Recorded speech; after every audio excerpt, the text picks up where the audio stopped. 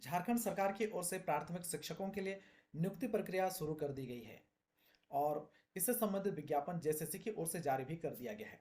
इस विज्ञापन के अनुसार कक्षा 1 से लेकर के 5 तक के शिक्षकों के लिए जो न्यूनतम शैक्षणिक योग्यता रखा गया है वह इंटरमीडिएट या इसके समकक्ष के साथ साथ ट्रेनिंग होना चाहिए, डीएलएड होना चाहिए।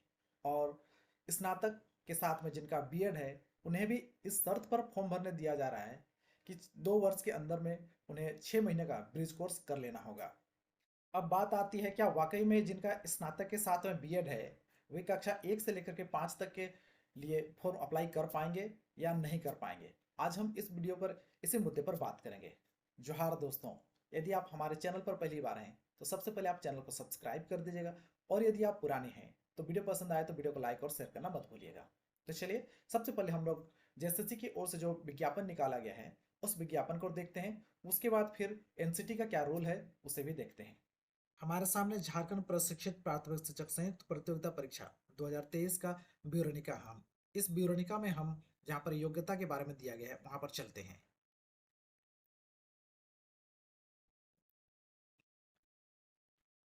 तो इस तरह से देखिए यहाँ पर कंडिका 5 में दिया गया है।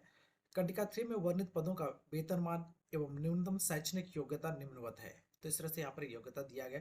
तो सबसे पहले यहाँ है इंटरमीडिएट प्रशिक्षित सहायक आचार्य कक्षा 1 से 5 का लेवल 4 है। अब इसका जो बेसिक पेमेंट है 25,500 से लेकर 81,100 रुपया है। तो यहाँ पर देखिए शैक्षणिक योग्यता, न्यूनतम शैक्षणिक योग्यता, तो इसमें दिया गया कि प्राथमिक विद्यालय कक्षा 1 से 5 में इंटरमीडिएट प्रशिक्षित सहायक आचार्य की नियुक्ति हेतु जो अभ्यर्थी मान्यता प्राप्त संस्थान से +2 या उच्चतर माध्यमिक अथवा इसके समकक्ष परीक्षा में उत्तीर्ण हो एवं मान्यता प्राप्त संस्थान से प्रशिक्षित हो और निम्नलिखित शर्तों को पूरा करते हो।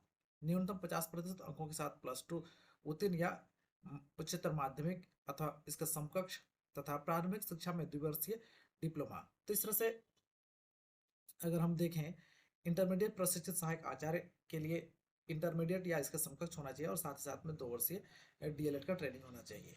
इसके अलावा भी कुछ और है, लेकिन यहाँ पर जो महत्वपूर्ण बात है यहाँ पर हम लोग देखते हैं।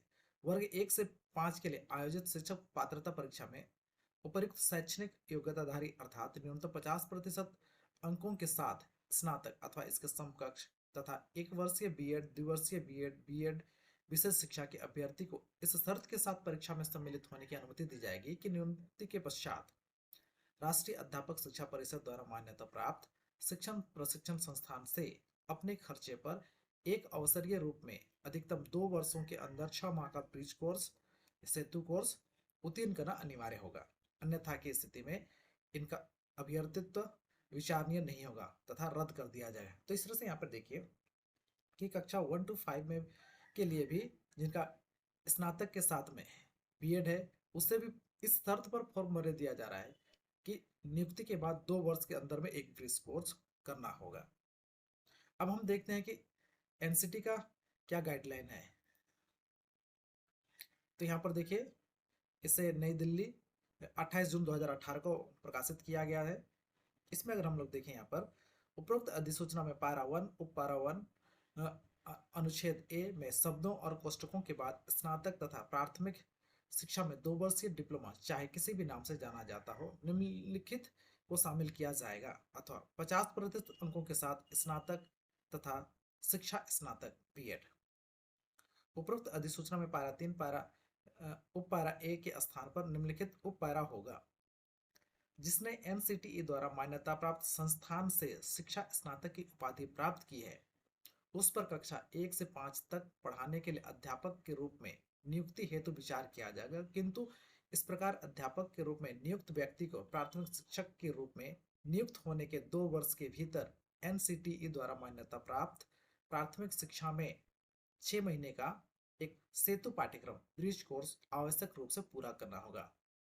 तो इस तरह से देखिए यहाँ पर राष्ट्रीय अध्यापक शिक्षा परिषद की एनसीटी की ओर से जो संशोधन किया गया है नियम में और इसे 28 जून 2018 को प्रकाशित किया गया था। इसके आधार पर अब से जिनके पास भी स्नातक के साथ में बीएड की डिग्री है वे भी 1 to 5 के लिए फॉर्म अप्लाई कर सकते हैं, परंतु चयन होने के बाद में 2 वर्ष के अंदर उन्हें सेतु कोर्स या ब्रिज कोर्स 6 महीने का ब्रिज कोर्स करना होगा।